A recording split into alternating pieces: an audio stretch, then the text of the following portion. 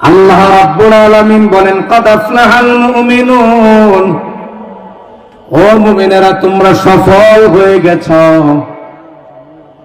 যেই সময় সূরাটি নাজিল হয় মক্কা নগরীর অবস্থা তখন ভালো না, পুরো পরিবেশটাই ছিল প্রতিকূল। ইসলামের পক্ষে লোক নাই বললেই চলে। কালেমা গ্রহণ করলেন, কালেমা গ্রহণ করলেন হযরত বেলাল রাদিয়াল্লাহু তাআলা আনহু। নাম শুনছেন?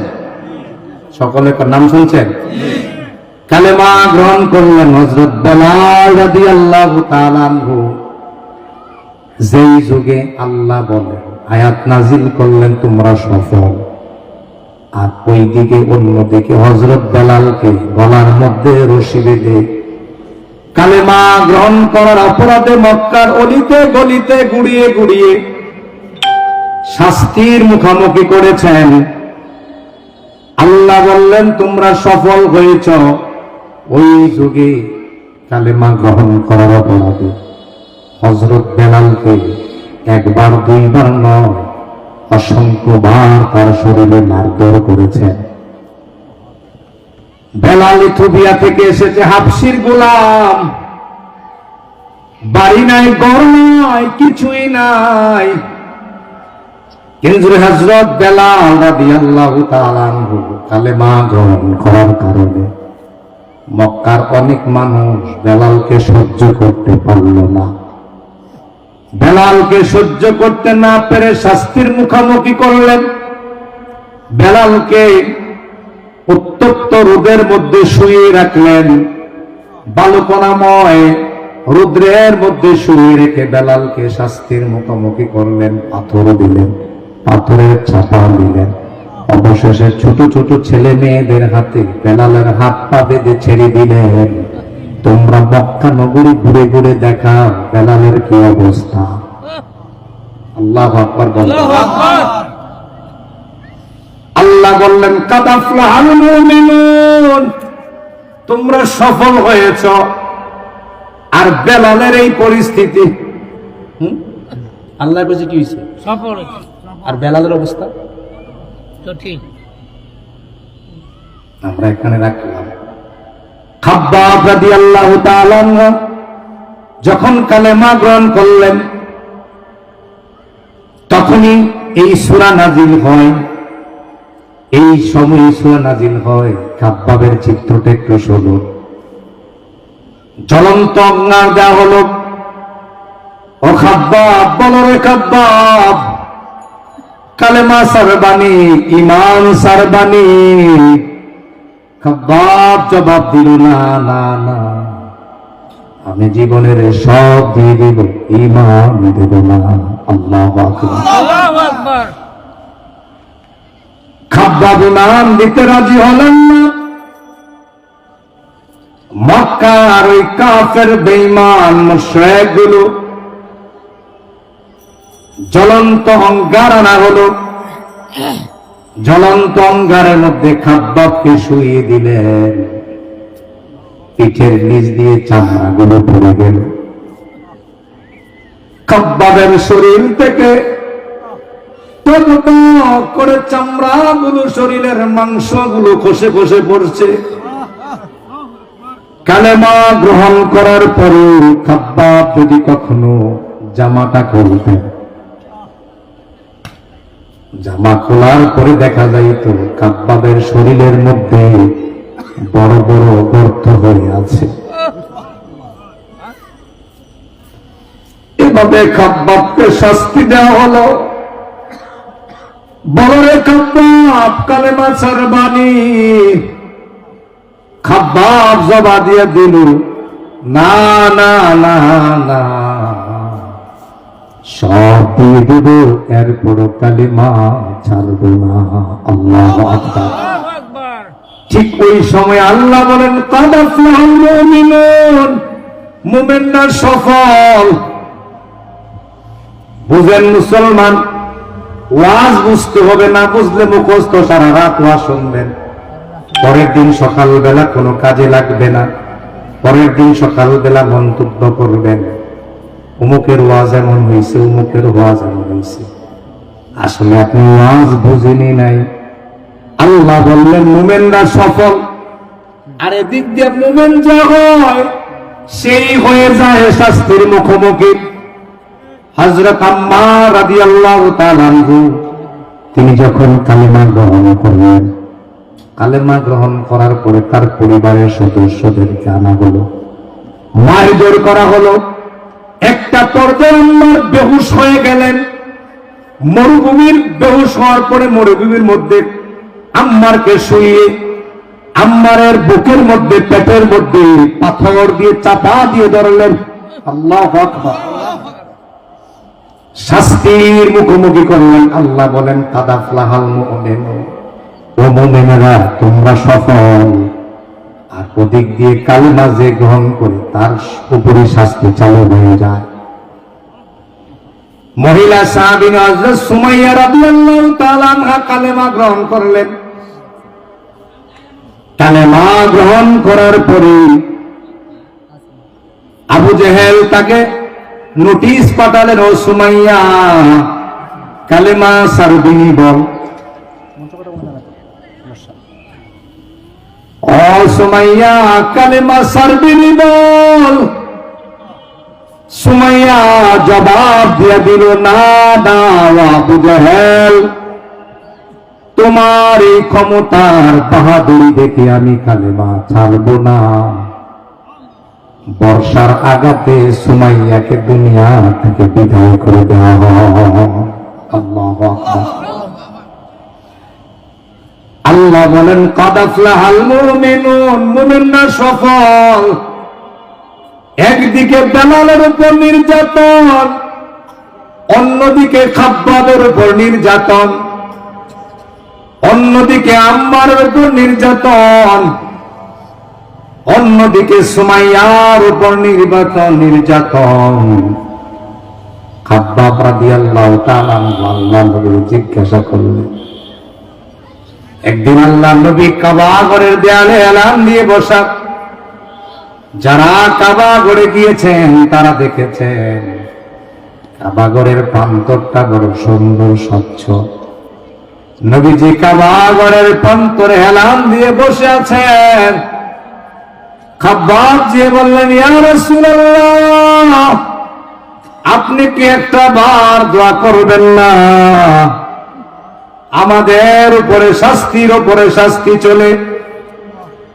বেলালকে ছেলেরা, বেলালকে কাফের মুশরিকরা পায়ের রশি বেঁধে মক্কার অলিতে গলিতে ঘুরায়। খাব্বাবকে জ্বলন্ত অঙ্গারের মধ্যে শোয়াইয়া দিল। রক্তগুলো, গোশতগুলো, চামড়াগুলো পড়ে পড়ে পড়েছে, শরীরটা বুঝ হয়ে গেছে। অন্যদিকে আম্মারকে বেহুশ হয়ে গেল। এরপরে পাথর চাপা দিয়ে রাখলো। সুমাইয়াকে বর্ষার আঘাতে দুনিয়া থেকে বিদায় করে দিল। ইয়া রাসূলুল্লাহ, আপনি কি একটু দোয়া করবেন না আমাদের যেন একটু আল্লাহ স্বস্তি দেয়? আল্লাহ নবী হেলান থেকে সোজা হয়ে বসলেন। ও খাব্বাব, তাড়াহুড়া করো না, তাড়াহুড়া করো না।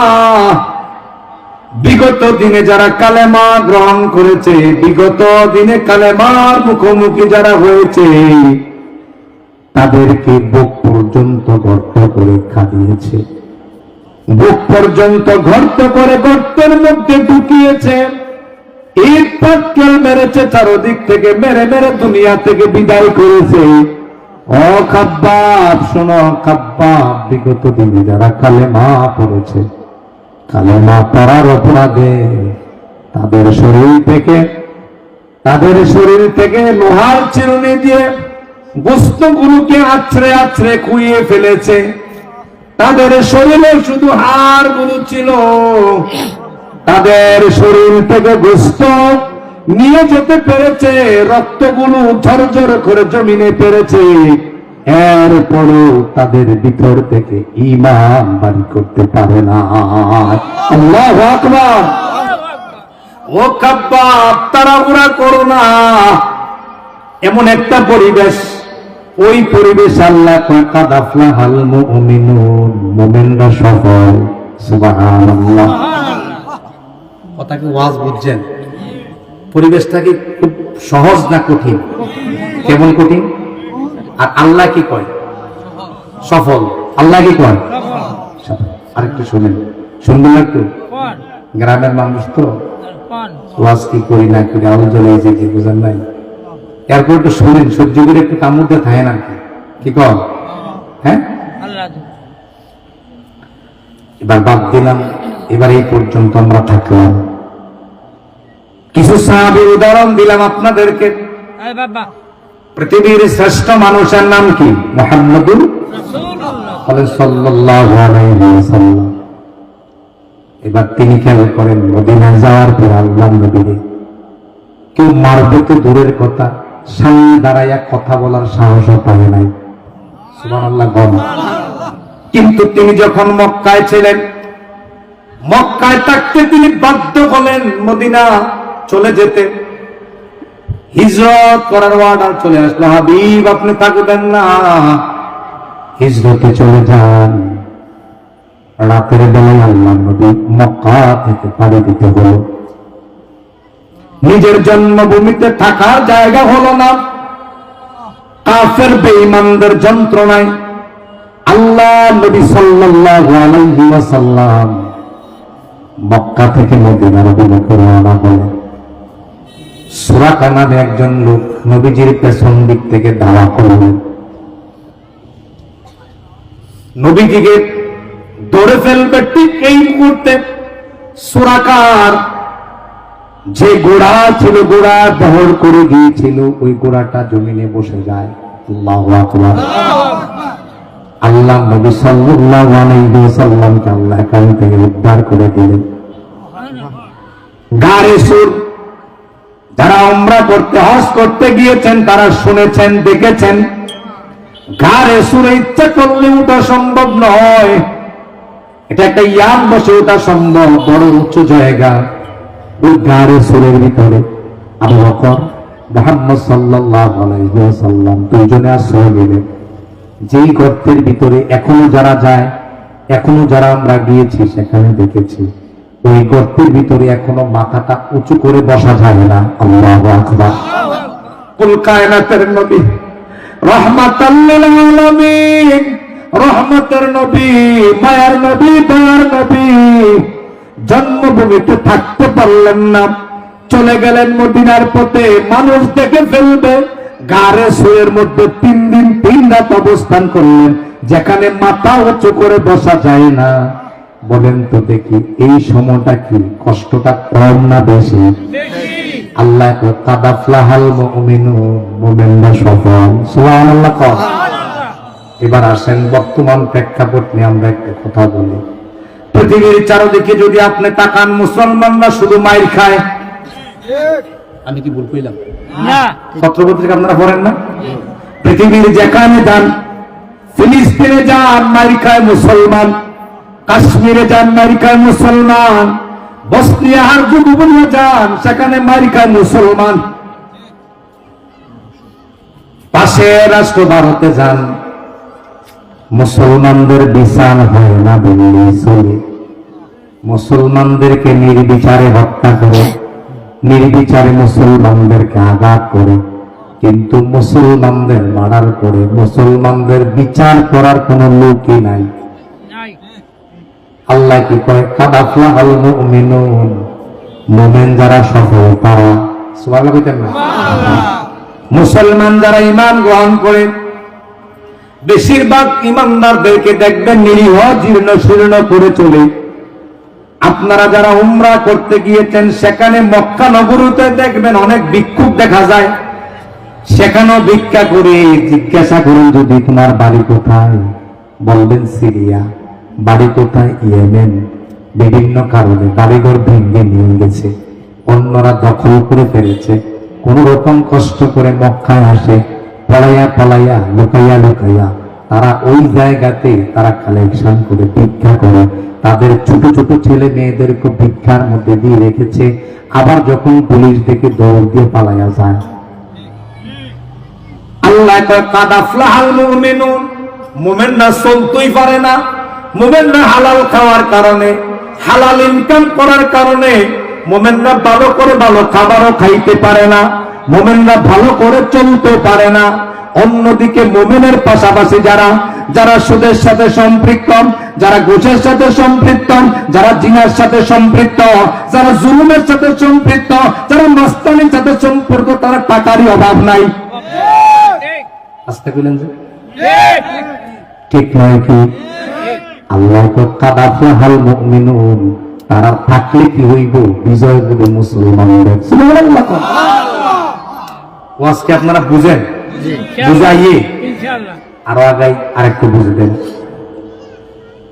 এই বর্তমান প্রেক্ষাপটের একটা উদাহরণ দিলাম, এই উদাহরণ প্রমাণ করে মুসলমানরা বিপদে আছে। যেই দেখবেন চারটা বালা কথা কয়, তার পিছনে মানুষ লাগে নাকি লাগে না? যে দেখবেন নামাজের কথা কয়, তার বিরুদ্ধে মানুষ লাগে নাকি লাগে না? যে দেখবেন কিছু মানুষকে ভালো পথে ডাকে, তার বিরুদ্ধে দেখবেন মানুষ লেলিয়ে পড়ে। তারা বলুন।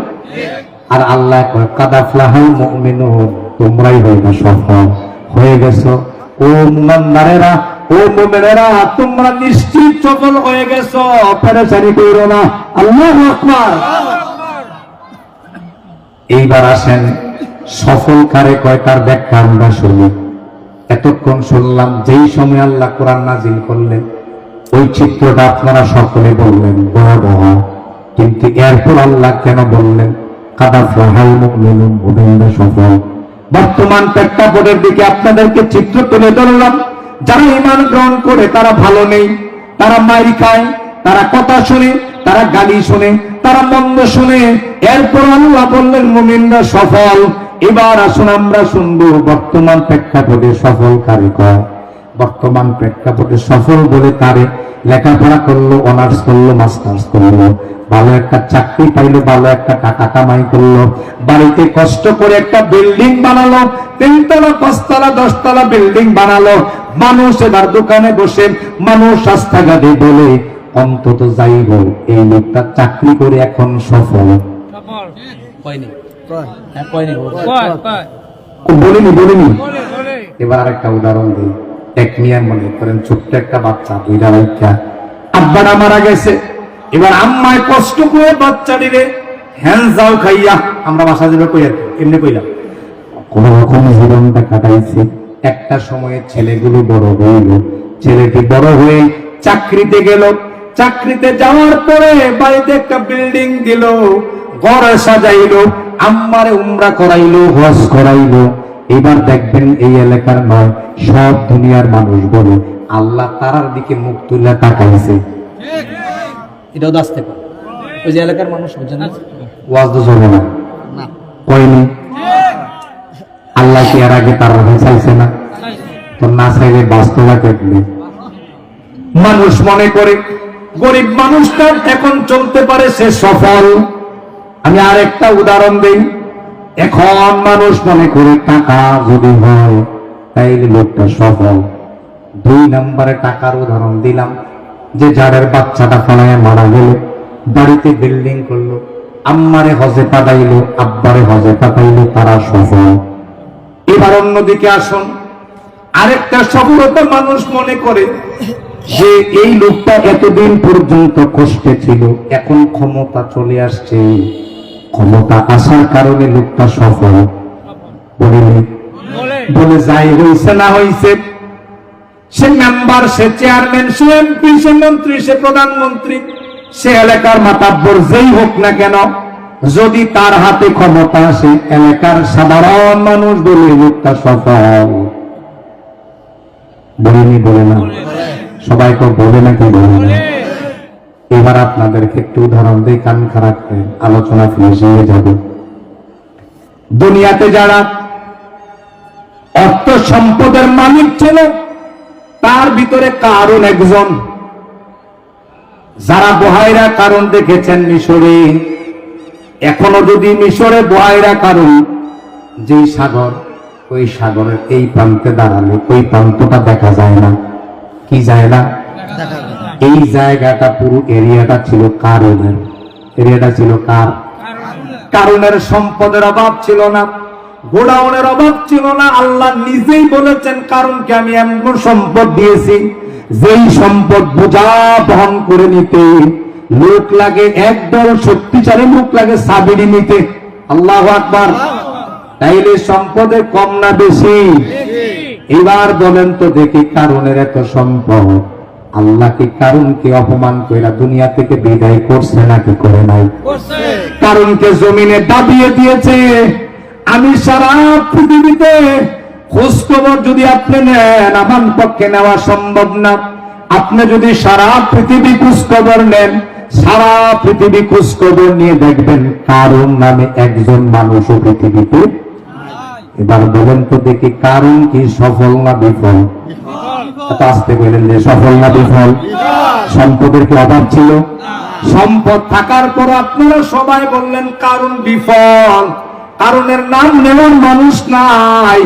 কারণের সম্পদ এত থাকার পরও কারণ উত্তরসূরি নাই, কারণের বংশধর নাই, কারণের নাম নেওয়ার মানুষ নাই, কারণ নামে দুনিয়াতে মানুষই নাই। তাইলে বোঝা গেল অর্থ থাকলে সফল হওয়া যায় বুঝাইছেন না? তাইলে বোঝা গেল দুনিয়ার মানুষ বলে তার সম্পদ আছে সে সফল। আল্লাহ কয় কাদ আফলাহাল মুমিনুন, মুমিনরা সফল। যেই মুমিনরা নিয়ে আল্লাহ কথা বলেছে মুমিনরা মাইর খায়, কথা কয় না? মুমিনদেরকে পাথরে শোয়ায়, মুমিনদেরকে অঙ্গারে শোয়ায়, মুমিনদেরকে পাথরে দিয়ে চাপা দেয়, মুমিনদেরকে বর্ষার আঘাত করে, বর্ষার আঘাতের মাধ্যমে দুনিয়া থেকে বিদায় করে। আল্লাহ বলেন আমার মুমিনরা সফল। আল্লাহু আকবার। তাইলে বোঝা গেল টাকা থাকলেই সফল হওয়া যায়। আপনারা সকলে মাঠে আছেন? আর তো শুনবেন, শুনবেন জোরে কম। এবার শুনেন, ফেরাউনের নাম শুনছেননি? কথা কয় না। ফেরাউনের নাম শুনছেননি? ক্ষমতা কি বেশি ছিল না কম ছিল? খোদা দাবি করছে। কি দাবি করছে? আপনার আমি হয়েছি কদ্দুর, ফেরাউনে খোদা দাবি করছে। কি দাবি করছে? ফেরাউনে খোদা দাবি করছে। তার শাসন আমলে এমন কোন নির্যাতন নাই, এমন কোন অত্যাচার নাই সে করে নাই। বুঝে আসছে আপনাদের? কিন্তু আল্লাহ ফেরাউনকে নীল নদের মধ্যে সুদাইয়া মারছে নাকি মারছে না? ফেরাউন নামে পৃথিবীতে বাড়ি সালাম দিলে কোনো মানুষ পাইবেননি। তাইলে বোঝা গেল ক্ষমতা থাকলে সফলতা অর্জন করা যায়। ফেরাউনের ক্ষমতা ছিল, সব ছিল, আল্লাহ পানির মধ্যে চুবাইয়া মারছে, অপমান করে মেরেছে। আমার মন বলছে ফেরাউনের লাশটা এখন মিউজিয়ামে আছে, এটা যদি মিউজিয়াম থেকে বের করে খোলা মাঠের মধ্যে রাখা হয়, আমার মন বলছে এদেশের সব মানুষ ফেরাউন একটা লাথি দিয়ে যাইব। কথা বলে? সম্পত্তি কম ছিল না বেশি ছিল? ক্ষমতা কি কম ছিল না বেশি ছিল? তাইলে এই কথায় প্রমাণ করে ক্ষমতা থাকলেই সফলতা অর্জন করা যায় না। এবার এতক্ষণ কি বুঝে আসছে? আল্লাহ যে কইছে কাদ আফলাহাল মুমিনুন, মুমিনরা সফল হয়ে গেছে, এর মানে হচ্ছে দুনিয়ার মানুষ যেটাকে সফলতা মনে করে, দুনিয়ার মানুষ যেটাকে সফলতা মনে করে, যেটাকে সফল মনে ভেবে বেঁচে আছে, এটা আসলে সফলতা নয়। প্রকৃত সফলতা হচ্ছে ঈমানদার মুমিন যারা। আল্লাহু আকবার। আর মুমিন যারা কাদ আফলাহাল মুমিনুন, আল্লাহ বলেন মুমিন যারা নিশ্চিত জান্নাতে যাবে তারা। জান্নাতে যাবে কারা? জোরে কোন মুমিন যারা। এত আস্তে কইলে ওয়াজ করতাম না, ক্ষমা দিয়া দেন। জান্নাতে যাবে কারা? মুমিন যারা। এবার মুমিন কারা শুনবেননি? শোনা দরকার আসেনি? আল্লাহ এতক্ষণ পর্যন্ত আপনাদেরকে আমি বুঝালাম, আল্লাহ বলেছেন মুমিনরা সফল। আমি মুমিনদের সফলের ব্যাখ্যা বুঝাইলাম। দুনিয়ার সফলতা কোনো সফলতাই নয়। দুনিয়ার ক্ষমতা দিয়ে সফলতা অর্জন করা যায় না, দুনিয়ার অর্থ দিয়ে সফলতা অর্জন করা যায় না। প্রকৃত সফলতা অর্জন করে তারা, প্রকৃত মুমিন যারা। আল্লাহু আকবার। এবার শাস্তি হইল মুমিনরা সফল। শাস্তি হইল, জোরে কোন শাস্তি হইল মুমিনরা অঙ্গারের মধ্যে শোয়া রাখছে, এরপর মুমিনরা সফল। এবার শুনবো আমরা মুমিন কারে কয়? শুনবেন?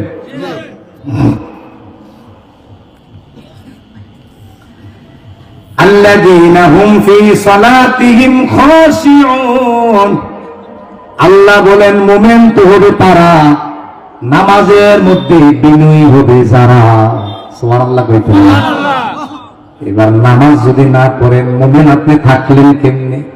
আমি আমার এই বয়স পর্যন্ত পর্যালোচনা করে গবেষণা করে খোঁজ করে এখনো বের করতে পারি নাই আপনি কেমনে মুমিন থাকলেন। নিজেরে মুমিন দাবি করেন ঠিক, কিন্তু আপনি মুমিন কিনা? আল্লাহ বলেছেন আল্লাযীনা হুম ফী সালাতিহিম খাশিউন, যারা মুমিন তারা নামাজের মধ্যে বিনয়ী হবে। সুবহানাল্লাহ। তাইলে প্রথম কথা আল্লাহ বললেন মুমিন তো হবে তারা নামাজ আদায় করবে যারা। কথা কয় না? এবার নামাজ আদায় একা একাই নয়, শুধু আপনি নামাজ পড়বেন, মেয়েরও নামাজ পড়াবেন, আপনি নামাজ পড়বেন, ছেলেরও নামাজ পড়াবেন, আপনি নামাজ পড়বেন, স্ত্রীরও নামাজ পড়াবেন। আপনি একা নামাজ পড়ে সফলতা অর্জন করা যাবে? নামাজ একা একা পড়া যায় না, নামাজ দলবদ্ধভাবে পড়তে হয়। নামাজ একজনই আদায় করলে ঘরের আদায় হয়ে যায় না, নামাজ ঘরের সবাই আদায় করা লাগে। হজ করতে গেছেন, আপনারটা আপনি আদায় করছেন, আদায় হয়ে গেছে। হজ সবার উপর ফরজ হয় না, যাদের উপর ফরজ তারা হজ করেছে, আদায় হয়ে গেছে। রমজানের রোজা সবার উপরে ফরজ হয় না, যাদের উপরে ফরজ আদায় করেছে, আদায় হয়ে গেছে সবার পক্ষ থেকে। এবার আসেন যাকাত, সবার উপরে ফরজ হয় না, যাকাত আদায় করেছেন সবার পক্ষ থেকে, আদায় হয়ে গেছে। কিন্তু নামাজ সবাই পড়া লাগবে, যাদের সবার উপরেই ফরজ হয়েছে। আপনি মুমিন হতে চান, পারিবারিক ভাবে সবাইকে নামাজি বানাতে হবে। বক্তব্য কার? এত আস্তে বলে বক্তব্য কার? والذين هم عن اللغو معرضون, আল্লাহ বলেন মুমিন তো হবে যারা তাদের মধ্যে থাকবে না অশ্লীল কথা, বেহায়াপনা কথা, আজে বাজে কথা তাদের মধ্যে থাকবে না। তাইলে এই আয়াত বোঝা যায় মুমিন তো হবে তারা বেহায়াপনা, অশ্লীল কথা, বাজে কথা বলবে না যারা। আল্লাহু আকবার কোন। এবার বলেন তো দেখি, সবাই মিলে উত্তর দেন, বাজে কথা বলার মানুষ সমাজে আছে নাকি নাই? আমি আমার জীবনে এমন মানুষও দেখেছি নামাজ পড়ার পরও খাল বন্ধ করে আসেনি। নামাজ পড়ার পরও মানুষ নিয়ে খারাপ কথা বলে আসেনি। মানুষ নামাজ পড়ার পরও মানুষকে নিয়ে গাল মন্দ করে আসেনি। আল্লাহ তো মুমিন হইলে তুমি এই কাজ করতে পারবা? বক্তব্য কার? আমারে দোষ দিয়া লাভ আসেনি, জোর কোন লাভ আসেনি। কোরআন শরীফ মঞ্চ থেকে লইলাম, মসজিদ থেকে আনলো, বাড়ি থেকে কোরআন শরীফ আনি নাই। আমি ফুজি ছাড়া যাই ওয়াজ করতাম, লোকে কিচ্ছু নেই না, শুধু গাড়ির ড্রাইভার আর আমি, পার্সোনাল পিওসও নাই।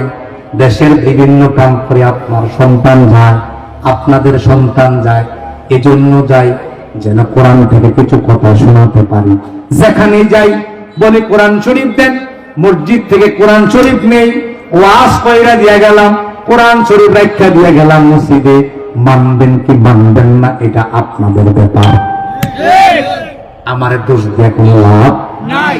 এখন দেখা গেছে বিল বিলাইয়া যাদের উপর ইডারি পড়ছে, ইডা চিনেন না? ইডা চিনেন না?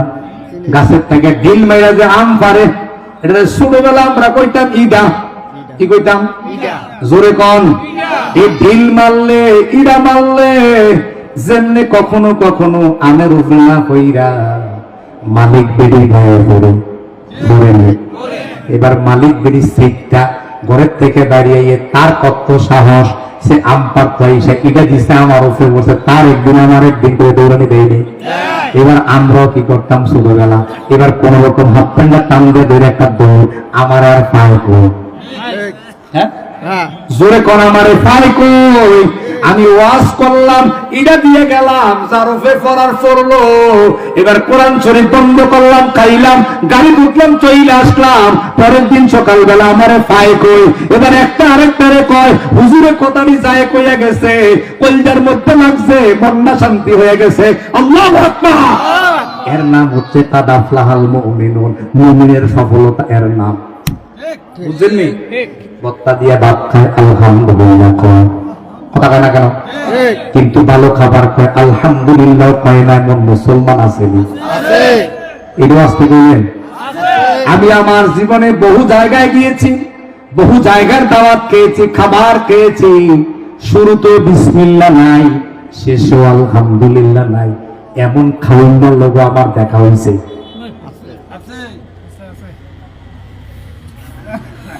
ওয়াল্লাযীনাহুম আনিল লাগবি মুরিদুন, আল্লাহ বলেন ও মুমিনেরা, তারাই তো মুমিন হইবা যারা বাজে কথা বলে না, ফাহেসা আলাপ করে না, ফাহেসা কথা বলে না, ফাহেসা কাজ করে না। ও ইমানদারেরা, ও মুমিনেরা, সফল হতে চাও, আজকে থেকে সিদ্ধান্ত নাও, জবানটাকে কন্ট্রোল করো। মা ইয়ালফিজু মিন কাউলি ইল্লা লাদাইহি রাকিবুন আতীদ।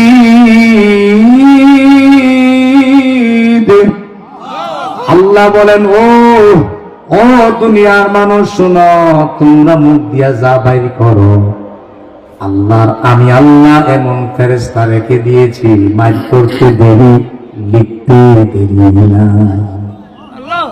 কেমনে বাজবা, কেমনে বাজবা, কেমনে বাজবো? ও আল্লাহ, ও আল্লাহ, কত কথা বলি আল্লাহ, তুমি যদি কিয়ামতের ময়দানে কথাগুলোর হিসাব নাও, আমার মন বলছে আমি হিসাব দিতে পারবো না। আল্লাহ মাফ করে দাও না আমাদের সকলকে, সবাই বলেন আমিন। তাইলে ফাহিশা কথা বলা যাবে, মানুষকে গালমন্দ করা যাবে। আমরা দেখতে পাই গ্রামগঞ্জে অনেক নারীরা আছে, আমরা চলন্ত পথে অনেকে দেখি, চলন্ত পথে অনেকে দেখি এমন খারাপ গালি দেয়, যে খারাপ গালি শুনলে মনে হয় মাগো মা, বোন গো বোন, তোর তো ইমান নাই। বেশ না ধরে রয়েছে মুসলমানের, আছে বিশেষ করে মায়েদেরকে বলবো, তোমরা আমার মায়ের জাতি, তোমরা আমার বোনের জাতি, আমি তোমাদের সন্তান, এই এলাকায় আমার জন্ম, আমার মধ্যে দোষ থাকতে পারে, ডাক দিয়া নিয়া অন্ধকারে পরামর্শ দিয়া দিবেন, সংশোধিত হয়ে যাব ইনশাআল্লাহ। কোনো অহংকার করি না, দেশের বিভিন্ন জায়গায় কথা বলি, আপনাদের সাথে বলেন তো দেখি, কখনো কি দেখেছেন একটা বেয়াদবি করেছে? এই মুরব্বীরা আছে যারা আব্বাকে দেখেছে, আব্বার সাথে চলেছে, আব্বার সাথে কথা বলেছে, একটা মুরব্বী কি দাঁড়াইয়া বলতে পারবেন আমি আপনার সাথে কোনোদিন রোগ চাঙ্গাইয়া চোখগুলো রান্না করে কথা বলছি? এখনো দাঁড়াইয়া আসলে মুস্তফা ভাইয়ের দোয়ানের সামনে দাঁড়াইয়া ছাড়া খাইয়া যায়। অনেকে মন্তব্য করতে পারেন, অনেকে বলতে পারে হয়তো বা কাউকে খাওয়ানো লাগবে এজন্য চলে যায়। না না না, তুমি আমার জায়গায় যাইতে পারো না। আমার চিন্তা হচ্ছে আমি যদি এই জায়গায় বসি, বাবার বসি মুরব্বী আছে, কথা ঠাট্টা হয়ে যেতে পারে, এলাকার অনেক বড় ভাইয়েরা আছে, তার সাথে কথা ক্রসিং হয়ে যেতে পারে, তার সাথে আমার মন্তব্য হয়ে যেতে পারে, তার সাথে কাটাকাটি হয়ে যেতে পারে। সুতরাং আমি ওই পর্যায়ে যেতে চাই না। আমি ঠান্ডা মাথা আমার মতো করে আমি কিছু চলে গেলাম। এর মানে হচ্ছে আমি মায়েদেরকে বলি, না গো মা, আমি সমাজে ভাবে চলার চেষ্টা করি, তোমাদেরকে বলে যাই মুখটাকে বারণ করো, বারণ করো, এখনো সময় আছে, মুখ দিয়ে মানুষকে গালমন্দ করো না। একবার যদি গালিটা বের করে ফেলো, ভিতরে আর ঢুকাইতে পারবানি। এই জন্য চামড়ার মুখ একবার যদি বের হয়ে যায় আর ঢুকানো যায়। এজন্য আনিল লাগবি মুরিদুন, বাজে কথা বলা যাবে না, ফাহেসা আলাপ করা যাবে না, ফাহেসা মন্তব্য করা যাবে না। আমাদের দেশে আর একটু কইলাই কইতাম নেই, আমাদের দেশে সব জায়গায় দেখবেন ওলামায়ে কেরামদের কাছে মাসালার জন্য যায়নি। দেখবেন ওলামায়ে কেরাম কখনো কখনো মাসালা দিতে পারে, আবার পারে না, সময় চায়। যদি কোনো কারণে মাসালার সমাধান নাই পান, আপনি আস্তে করে দোকানে ছাইরা দিবেন, দেখবেন মুহূর্তের ভিতরে 8-10 জন মুফতি হইয়া আপনারে ফতুয়া দিয়া দেয়। আপনি কেমনে দিলেন এই ফতুয়াটা? আপনি তো আলিফ বাতাই পড়তেন না, ঠিক হ্যাঁ? ঠিক কি আসতে বললেন? ঠিক তাইলে বোঝা গেল এগুলো ফায়সা কথা, ফায়সা আলাপ সেজা জানে না, সেটা কথা বলাই ফায়সা কথা, সেজা জানে না, সে কথাগুলো বলাই হচ্ছে ফায়সা কথা। এই কথা থেকে নিজের ধারণ করতে হবে, কথা বলা। এজন্য ফায়সা কথা বলা যাবে না, ফায়সা কাজ করা যাবে না, গালমন্দ করা যাবে না। যদি করেন মোমেন থাকা যায়। মোমেন যদি থাকতে চাও, জবানকে কন্ট্রোল করো, জবানকে নিয়ন্ত্রণ করো। জবান দিয়ে কথা হবে কার? জোরে কোন জবান দিয়ে কথা হবে কার? আর রহমান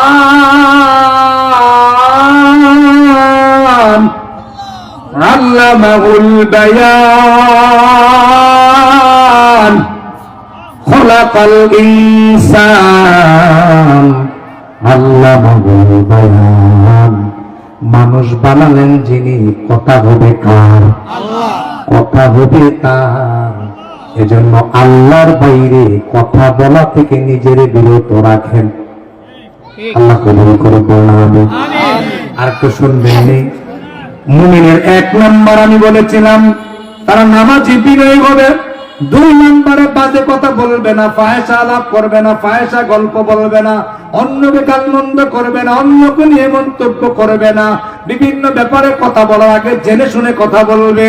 3 নম্বর আমি বলবো ওয়াল্লাযীনা হুম লিয-যাকাতি ফাইলুন। আল্লাহ বলেন মুমিন হবে তারা যাকাত আদায় করবে। এবার আমরা দেখি, এবার খোঁজ খবর নেই। যাকাত একটি ফরজ ইবাদত। আমরা যদি সমাজের দিকে চোখ তুলে তাকাই, অনেক মানুষ আছে যাকাত হিসাব করি না, যাকাত না হিসাব কইরা কতগুলো টাকা দিয়া দেয়, কয়টা শাড়ি দিয়া দেয়, লুঙ্গি দিয়া দেয়, আসেনি? যাকাতের টাকা হিসাব ছাড়া দেওয়া যাবে না। যাকাতের টাকা দিতে হলে হিসাব করে দেওয়া লাগবে। যাকাতের টাকা হিসাব করে দিতে হবে। যাকাতের টাকা হিসাব ছাড়া দেওয়া যাবে না, দেওয়া যাবে না, দেওয়া যাবে না। কানকারা করেন মুসলমান, 4-5টা শাড়ি দিয়ে যাকাত আদায় হয় না। যাকাত আদায় করতে হলে হিসাব করতে হবে।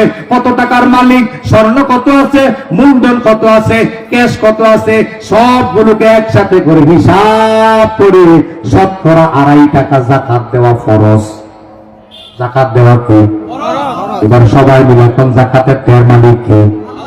জোরে কোন মালিক কে? এখন আপনি কি করলেন? 10টা শাড়ি কিনলেন, কিনা দিয়া দিলেন গরিব মানুষরে। এই মেয়েও 10টা কিনলো, দিয়া দিল। এই মেয়েও 10টা কিনলো, দিয়া দিল। আমি 100 কিনলাম, দিয়া দিলাম। এখন যেই মহিলার শাড়ি যাকাত নিব, এবারে শাড়ি হয়েছে 10টা, কয়টা? এটি কিনবো শাড়ি দিয়া। টাকার মালিক যেহেতু গরিব মানুষ, তাইলে আপনি টাকা দিয়া দেন, তার টাকা আপনার খরচ করতেন কইছে গেডাল, কথা বল না কেন? আপনি শাড়ি কিনতেন বলছে গেডা, লুঙ্গি কিনতেন বলছে গেডায়। আপনার টাকা হইছে, আপনার যাকাত আসছে, স্বর্ণ হইছে, যাকাত আসছে। সবটা টাকা হিসাব করে তার হাতে দিয়ে দেন। সেইবার তার ওষুধ প্রয়োজন ওষুধ কিনবে, লুঙ্গি প্রয়োজন লুঙ্গি কিনবে, গামছা প্রয়োজন গামছা কিনবে। এই কাজ না করে সবাই শাড়ি দিয়া দিল, লুঙ্গি দিয়া দিল। এবার গরিব নিয়ে লুঙ্গি পাইছে 10টা, কয়টা? জোরে কোন কয়টা? 10টা লুঙ্গি কি করবো? ওষুধ কিনা টাকা নাই।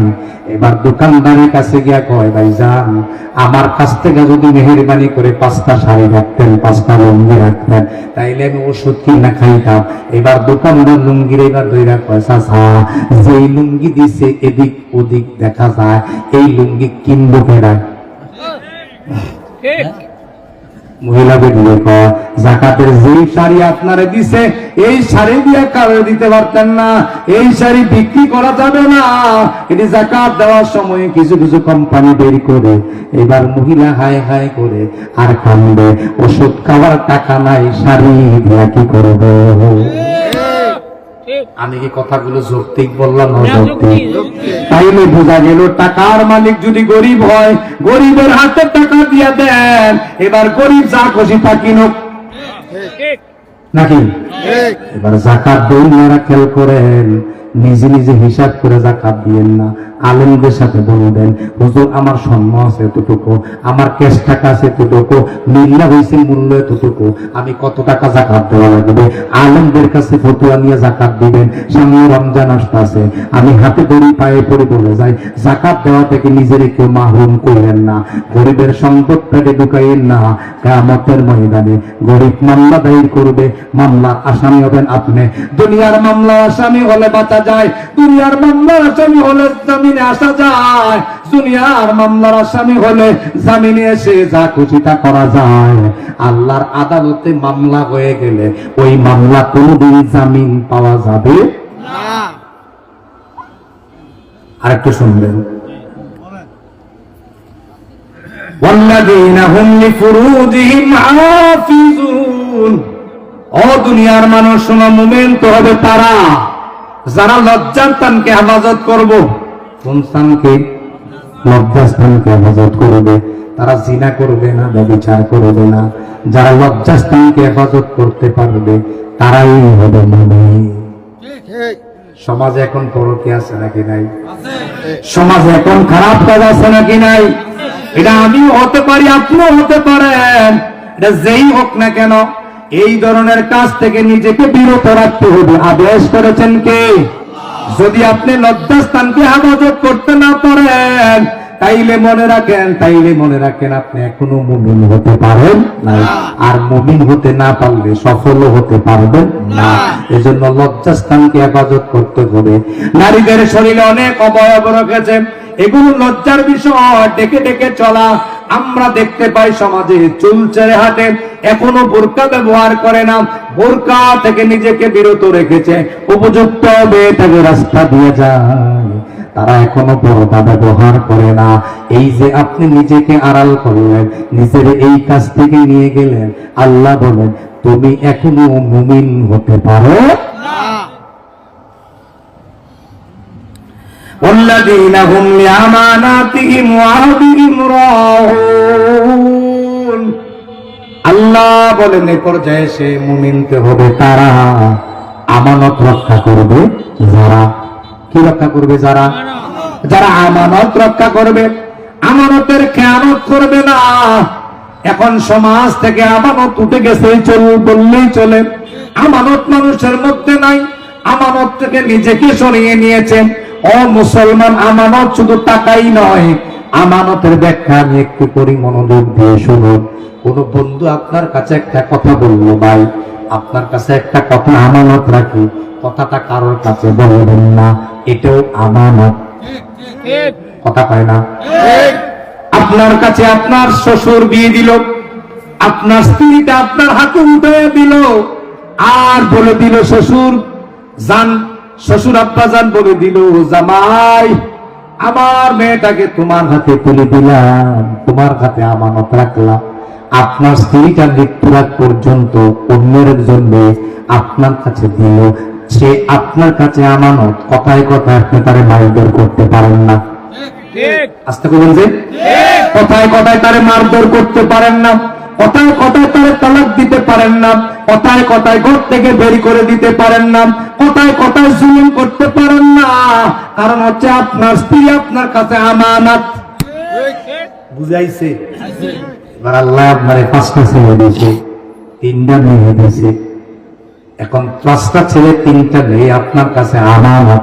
আমানত এবার ছেলে কই যায় আপনি জানেন না, মেয়ে কই যায় আপনি জানেন না। আপনি তাসবিহ সরা 11,000 আর 10,000 দেই বান্ধেন না কি? আরে মসজিদের বৈশাখ তাসবিহ সরা পড়তে পড়তে নিজের কপালটা ক্ষয় করে লাইতেছেন, ফোলার খবর নাই, ভাইয়ার খবর নাই। এর মানে হচ্ছে আপনি আমানতের খেয়ানতদার। ঠিক আসেনি? আছে কথা বলেন আসেনি? আমানতের খেয়ানত করা যাবে না। ও আমার জন্মভূমি মায়েরা, ও আমার জন্মভূমির মায়েরা, আপনার ছেলেটা কোথায় যায়, আপনার মেয়েটা কোথায় যায়, তার খবর নেওয়ার দায়িত্ব আপনার। আপনার মেয়েটা সারা রাত বিভিন্ন পার্লারে থেকে, বিভিন্ন মঞ্চ নাটক দেখে সারা রাত কাটাইয়া সকালে আসলো। আপনি মা, আপনি বাবা, আপনার তো জিজ্ঞাসা করা দরকার ছিল তুমি রাত্রে কোথায় কাটাইলা। আপনার ছেলে সারা রাত গাজার আড্ডায় থেকে, মদের আড্ডায় থেকে, সারা আড্ডায় পড়ে সারা রাত কাটাইলো। আপনি বাবা, আপনার মা, আপনার তো জিজ্ঞাসা করা দরকার ছিল তুমি কালকে গতদিন রাতে কোথায় ছিলা। কথা বলেন। এলে বোঝা গেল আপনার ছেলে আপনার কাছে আমানত, আপনার মেয়ে আপনার কাছে আমানত। আছেন মাঠে আপনারা? জোরে কম। এবার আপনারা সবাই জিজ্ঞাসা করিলেন, হুজুর আপনার দোকান থেকে আমার 10,000 টাকার মাল দেন, আমি দিলাম। এবার মাল নিয়ে আপনি বাড়িতে গেলেন, 3 মাস 4 মাস 5 মাস হয়ে গেল, টাকা দেন না, খুঁজলো দেন না। আসলে টাকাটার মালিক তো আপনি না, এটা তো আপনার কাছে আমানত। আমি বাকি দিয়ে বলেছি টাকাটা কিন্তু আগামী মাসে দিয়ে দিবেন। এবার আগামী মাস চলে গেল, টাকার খবর নাই। তাইলে বোঝা গেল আপনি আমানত রক্ষা করতে পারেন নাই। আপনি অন্যের টাকা হাতে রেখা নিজেরে বোঝান আপনি বড় ভালো মানুষ। আমি দেখেছি এক জায়গায় এমনও হয়েছে, এতে টেয়ারা খুঁজবো কেড়ে তার উপরে মেল। ঠিক আছে। আমরা কি দেখি দেশে থেকে? তাইলে বোঝা গেল আমানত। আপনার অন্যের কাছ থেকে ধার আনছেন আমানত, অন্যের কাছ থেকে আমানত রেখে গেছে আমানত। এবার আসেন সর্বশেষ উদাহরণ দিচ্ছি, কান খাড়া করেন মুসলমান। বলেন তো দেখি, বুট যে আমরা দিই, এই বুট আমানত নেই? বুটের মালিক কে? রায় দেওয়ার মালিক কে? আল্লাহ আপনার হাতে বুটটা দিয়ে কইছে, ও ইমানদারেরা, ও মুমিনেরা, জাগা আজাগায় বুট দিও না, বুটটা বালা মানুষ দেখা দিও। এইবার আপনি নির্বাচনের আগের দিন 5,000 টাকা হয়েছে। 5,000 জোরে কর না কেন? 5,000 টাকা ভাইয়া সব পৃষ্ঠা উল্লাই লাইছেন। এবার বুট দেওয়ার কথা, তাল গাছ দিচ্ছেন গিয়া আম গাছ।